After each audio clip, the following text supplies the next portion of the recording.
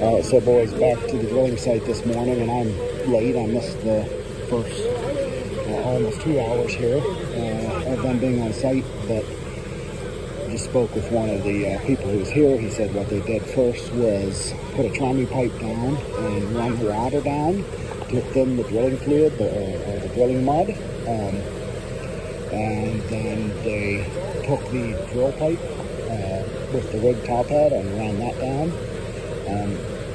I don't know if they were rotated during that or not, but whatever the case, they then ran air from the air compressor and flushed out, creating this temporary pond, as it were. After which, after once they had the well cleaned out with of all that water pressure holding the flow, holding the flow down there in the sand pack and the gravel pack screen. The water was able to flow naturally, and there's no water pump in the well. Normally, once the drill is out and you do not have air or mud from the drill flowing air, or when I say mud, it's drilling fluids in other words, but when you don't have that flowing from the drill down in there at the pressure, displacing the groundwater, the well just sits. What's happening here though is, because it's an artesian well, it's flowing with natural pressure at a rate of about 300 gallons per minute. Now they will add a water pump, they stated, because of the house being up on the hill. They will actually need more pressure yet to get up the hill. But really neat context, good tasty looking water, flowing out on the ground, just recycling, will go back to where it came from. Not liquidating the water supply by any means. Any of this goes back to earth, either by soaking in or making the cycle up in the clouds coming down as rainwater. So anyway, they believe this afternoon they're going to install a pump yet. I'm not really on the submersible pump side of things. They have what they call a pitless adapter, etc. I would like to see that, but I think we're going to be leaving early afternoon. So just interesting completion of a nicely flowing artesian well. Messy job, hard work, expensive piece of equipment to put a hole like that in the ground, and give kudos to the team doing this job. Obviously, they're going to have a bunch of washing to do. Oh, one of the things you saw them doing while they had the rig up on the stabilizing jacks, putting these plastic mats. They're not plastic. I'm not sure what they're made of. One of the popular brands of these is Alterna mats. There's a couple different brands out there. Some people have historically used plywood, not just to avoid the equipment getting stuck, but to avoid leaving such huge trenches on the job site. They'll drive that out. Depending how muddy it is, they'll need to do like a road of mats, but they'll generally lay down the mats, drive forward, lift up the mats that they drove off of, put them in front of the rig if it's really bad. I think the way this site looks, they're probably going to be able to do this in one or two mat moves. This might be all it needs. It might be solid enough once the rig gets off the mats. But those mats are awesome. Whatever they're made of, they can really get bent up and banged up, and they'll snap back to normal shape, unlike wood plywood, which of course breaks, cracks, kind of a one-time use thing.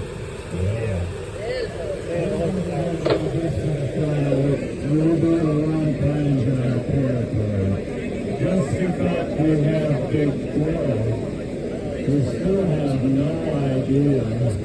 We made a guess and we made a prediction that we thought it would come around again. It's probably just a prediction. So we have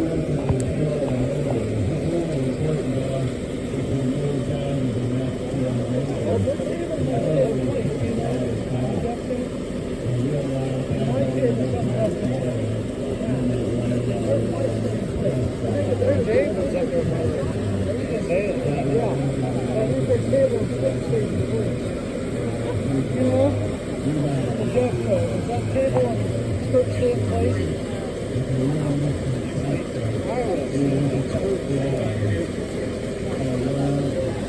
was mentioned with the high cost of labor and materials in the United States.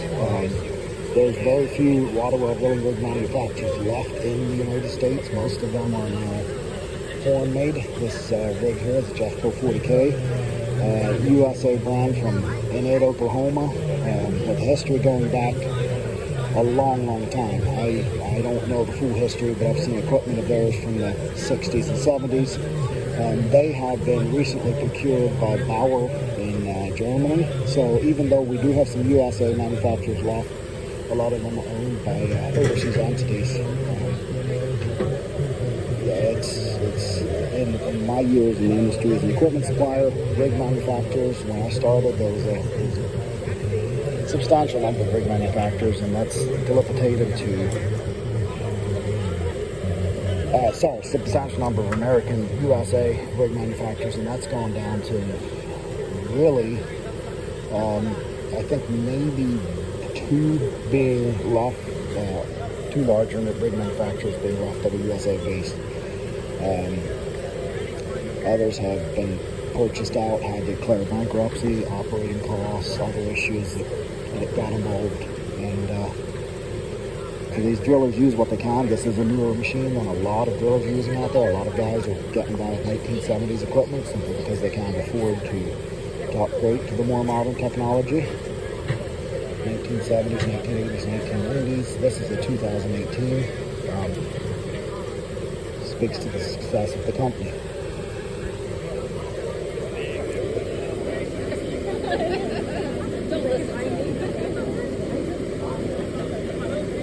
2018 like this. I don't know. I'm not as familiar with Jeffco pricing, but I know some of the other brands out there.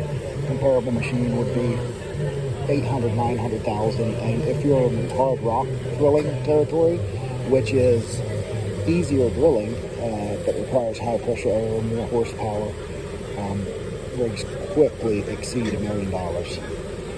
One of the more popular models out there, around 1.5 million, is the number I've been hearing currently. So if people complain about the cost of their well, that's a portion of it. The fact that they're needing to have 3, 4, 5 guys working on the job sites, another portion of it. You can do this with 2 people. I've seen it done with 2 people. There can be safety issues, and it's a lot of work. It's like especially if something goes wrong.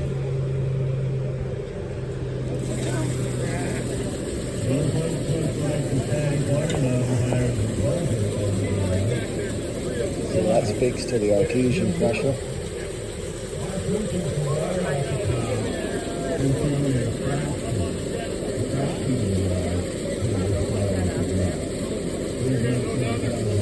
So obviously with full artesian flow, there's not something they need to do here. That is done, has been given a bad name because of the oil and gas industry, or people's conception of what it is in the oil and gas industry, and that's a term called hydrofracturing. Some guys will call it hydraulic development just because of the bad image it has by media and activists. Obviously, totally not necessary here, but if you don't have sufficient water flow, we're 300 gallons a minute, so imagine they put this well in, and you're not, even with a pump, you're getting 2 gallons per minute, you're 400 feet deep, 800 feet deep. That happens, depends on the water line veins. Sometimes they would do like an actual water, sometimes water mixed with another environmentally safe product, and pump that in underground at high pressure to find the fractures and the cracks in the rocks in the under surface, and open those up for better water flow. Again, I keep saying it just to be super clear. Totally not done here, totally not necessary here. In some cases it is necessary. Better water flow, better oil flow, whatever it is. And the oil industry has been given a bad name because they think it's affecting the groundwater, the oil, but the oil and groundwater are generally 2 very different levels. So I don't believe there's any science or facts to back that up, just a general conception. And so a lot of the water well guys, if they do have to do it, we'll call it something like hydraulic development rather than hydrofracturing, or fracking as it's known in the oil industry.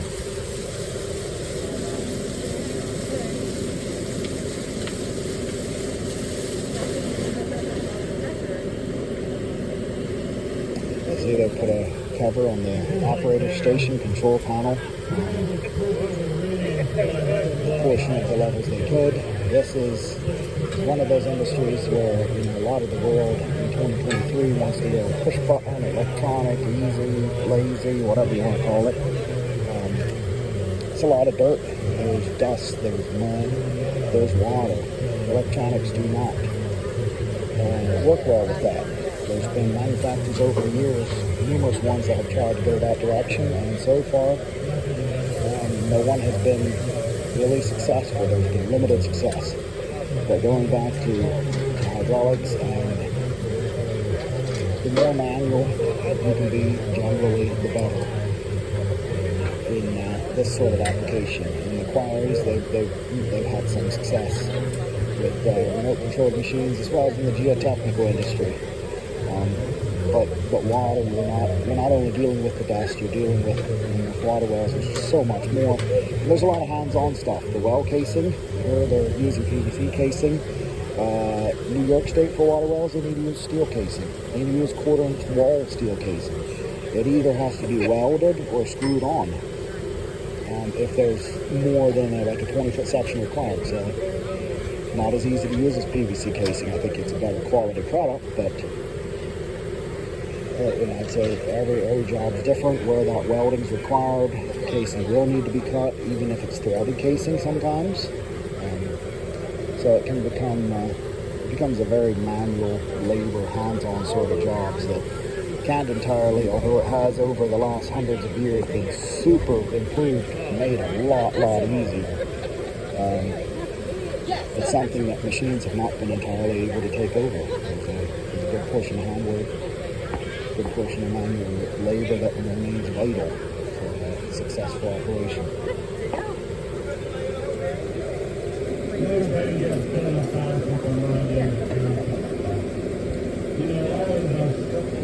It might be a little while here. They flew off the site. Looks like they're laying down the mast of the rig now.